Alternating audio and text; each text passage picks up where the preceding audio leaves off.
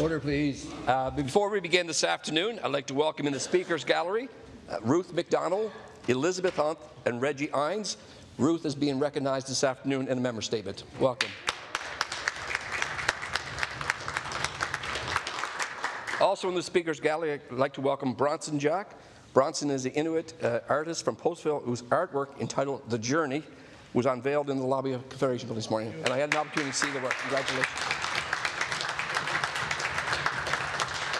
And welcome to those in the public gallery. Today we'll hear statements by the honourable members for the districts of Lake Millville, Mount Pearl Southlands, Placentia St. Mary's, Conception Bay South, Mount Pearl North, and St. John's Centre with leave. The Honourable the member for Lake Millville. Speaker, for 50 years, Inuit elder Joe Gowdy has been involved in the preservation and promotion of Labrador's culture and history. Founder of the Labrador Heritage Society, Joe has served as president of the Labrador Métis Association, provincial cabinet minister, Parks Canada consultant, and town manager. Joe Gowdy received our province's highest honour when he was awarded the Order of Newfoundland and Labrador in 2022. For many years, Joe has famously led several trips down Mishtashipu, the Grand River, or also known as the Churchill River. He makes these trips in one of his own beautifully handmade canoes that are most reliable and certainly sought after. I'm pleased to say that I also have one that has served me well for over 20 years. I recently visited Joe in his shop where in his mid-80s he's now building a 22-foot kayak while working on yet another of his beautiful canoes. He's also planning another final trip on the Grand River this year. Speaker, I ask my colleagues to celebrate our former colleague from this legislature and thank Joe Gowdy for his extensive and ongoing dedication to the promotion of art and culture on the waters of Labrador.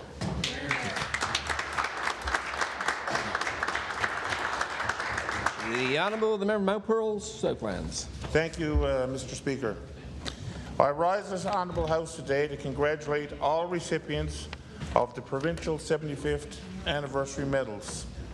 This award recognizes individuals who have made noteworthy contributions to our communities and have greatly enhanced the quality of life of people living in our city. The medals are awarded to residents in each district throughout the province, recognizing people who largely go unnoticed while contributing their time and energy to making Newfoundland and Labrador a better place to live. I'm thrilled to honour 17 tremendous community volunteers from my district who received Provincial 75th Anniversary Volunteer Medals. Congratulations to Toby Barnes, Cheryl Boland, Brad Collins, Claudette Coombs, Gerald Coombs, Amanda Dalton, Craig Dyer, Barbara Howlett, Deirdre Lavanier, Dan Marr, Agnes Murphy, Kerry Lynn Power, Barbara Predham, Laurie Price, Calvin Smith, Wanda Tiller, and Patrick Walsh. Thank you for all the significant contributions you have made and continue to make in our community. It's fantastic to see so many people dedicating their lives to some very important issues in Mount Pearl. You are what makes Mount Pearl a great place to live, work, play, and raise a family. I ask all honourable members to join me in thanking and congratulating all the winners of this prestigious award. Thank you, Mr. Speaker. The Honourable the member for Placentia St. Mary's. Thank you, Speaker. Speaker, an educator by profession, both teacher and principal, Mr. Anthony Healy of St. Joseph's has made an incredible mark on the lives he touched over the years through acceptance, tolerance, respect, and support. As the mayor for his local council, he was a steering force in building community pride. He welcomed all and never thought there was anything too small or too large to tackle. He brought a true sense of shared accomplishment to the residents and was always available and visible in the community. He allowed every resident the opportunity to contribute. As chair of the parish council, he provided the direction required to build a faith community stronger than the forces which threatened its existence. He volunteered as a director on the St. Mary's Bay North Regional Development Association for over 25 years and was steadfast in his contribution, his insight, and his ability to find plausible solutions. Earlier this year, he was a recipient of the Confederation's 75th Anniversary Medal. Speaker, today I stand to thank and applaud Mr. Anthony Healy of St. Joseph's for his contribution to community.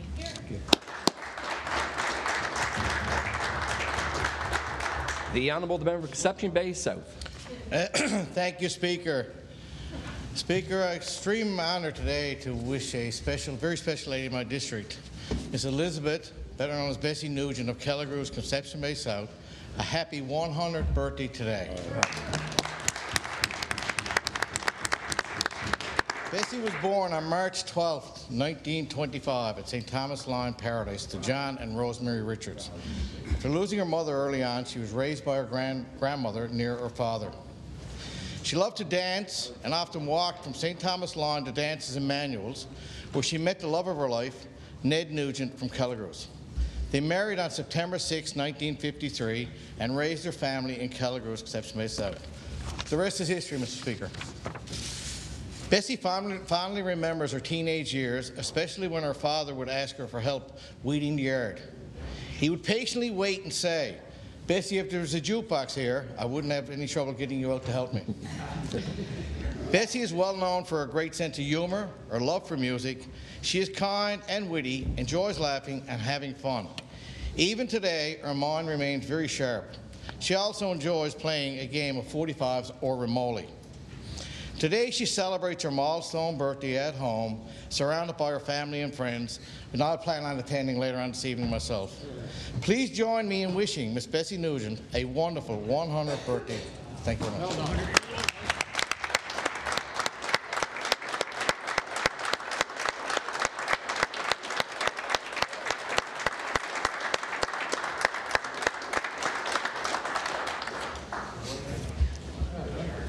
The Honourable Member for Mount Pearl North. Speaker, today I stand to recognize a person in my district of Mount Pearl North who has gone above and beyond to help people. She may not have been officially elected, but this woman has been serving the people of our province as a volunteer for over 50 years and as a constituency assistant for 32 years. Ruth McDowell worked for many politicians, both federally and provincially, including George Baker, Winston Baker, Beaton Tulk, and for the past 10 years with Seamus O'Regan. Ruth goes that extra mile to help someone who calls, everyone who calls. It is not just a job for Ruth, it's about helping people. It never mattered what political stripe. Ruth is always there to help everyone. Besides her regular work dealing with constituents, she does things for people that many would not do. Completing their tax returns, picking up grocery hampers, driving people to doctor's appointments, and most of the time just listening to their concerns.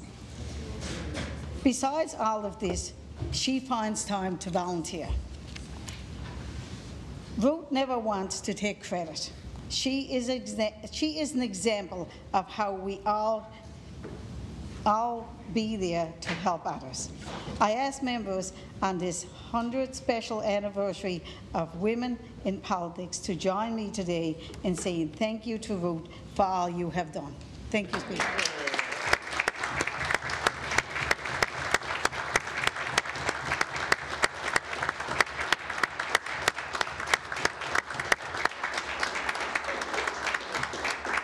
The Honourable Member for St. John Centre would leave. Does the member have leave? Leave is granted. The member for St. John Centre. Speaker, Tony Brennan is a proud St. John's barber and owner of Tom Brennan's Barbershop on Alexander Street. Local, it's important to remember businesses which have been around for decades. Tony is a third-generation barber, 40 years as a barber and 4 as an instructor, and he proudly carries on the family tradition and the businesses started by his father, Tom Brennan. His grandfather, also named Tom, had a shop in St. John's and later opened a shop in Buckins at the request of the Buckins Mining Company. The family returned to St. John's in the 40s, where Tony's father opened a shop on Alexander Street in 1949. In 1975, the shop moved to Water Street, where Tony began working with his father. About 20 years ago, he and his father moved back to the original shop on Alexander Street. Tony reflects that half a century of this work gives you a broad experience of and insight into human beings and an appreciation of other people. He likes his little place in the world and finds satisfaction in doing a job well. He invites you to drop by for a relaxing haircut, or if you have one, a beard shaping and a chat. Thank you. Statements by ministers. Statement by ministers. The Honourable Minister of Immigration, Population Growth and Skills. Thank you, Speaker. Speaker, 2024 was another record-breaking year for provincial immigration. We welcomed close to 6,000 new permanent residents, helping to grow our population to the highest level since 1998. Newcomers to our province are filling crucial roles such as doctors, nurses, personal care attendants, early childhood educators, social workers, tradespeople, entrepreneurs, and much more. Newcomers are helping our communities thrive. To ensure momentum continues, in January, we became the first province to successfully negotiate a reversal of federal immigration cuts. This work secured the return of 1,000 economic immigration spaces for 2025.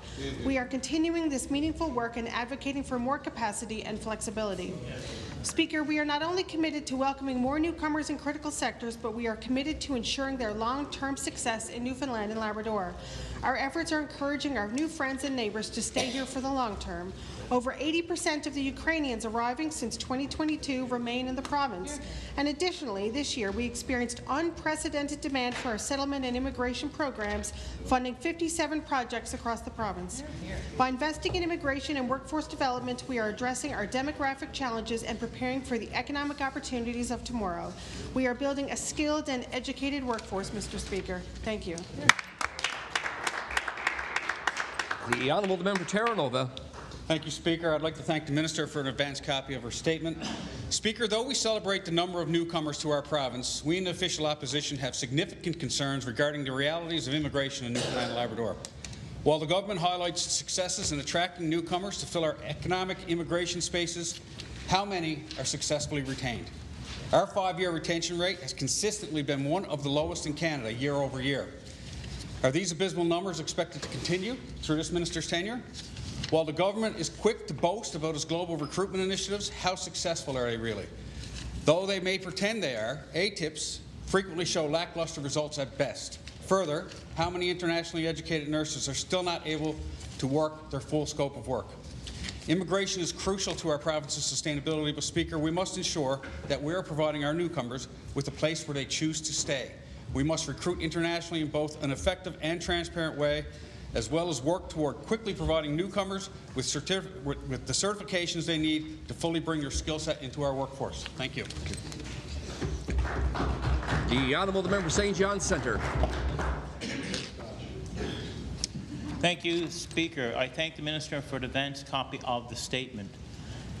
Speaker, affordable housing, English as an additional language supports in the classroom, and job opportunities. These are just some of the things that newcomers will need when they arrive. The fact is, we need newcomers to thrive in order for our province to thrive, and we can't wait to welcome them. That's why we have called and continue to call on this government to plan ahead, ensure that the necessary supports are in place in order to improve immigration retention rates. Thank you. Are there further statements by ministers? The Honourable Minister of Education. Thank you, Speaker. I rise in this Honourable House to provide an update on the work we're doing to increase access to early learning and childcare. Our government was pleased to sign on to the extension of the Canada-wide Early Learning Childcare Agreement. This extension will provide continued funding to support $10 a day childcare until 2031. Speaker, just 5 years ago, there were no child care and early learning spaces operating at $10 a day. Today, there are more than 11,200 operating here in our province. Work is underway to increase child care for healthcare professionals, with one child care centre in St. John's dedicated solely to providing child care for healthcare professionals.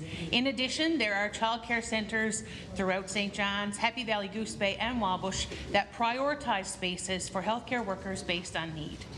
We have introduced medical benefits to support the professionalization of the early learning workforce. There are also thousands of parents using the Early Learning Gateway, and we're continuously adding features such as a substitute list for early childhood educators that's available to all regulated childcare services. We're making great progress in increasing affordability in early learning and childcare here in our province. We'll continue this work so that all children and families are able to access the early learning and childcare services that they need while contributing to an inclusive and thriving province. Thank you.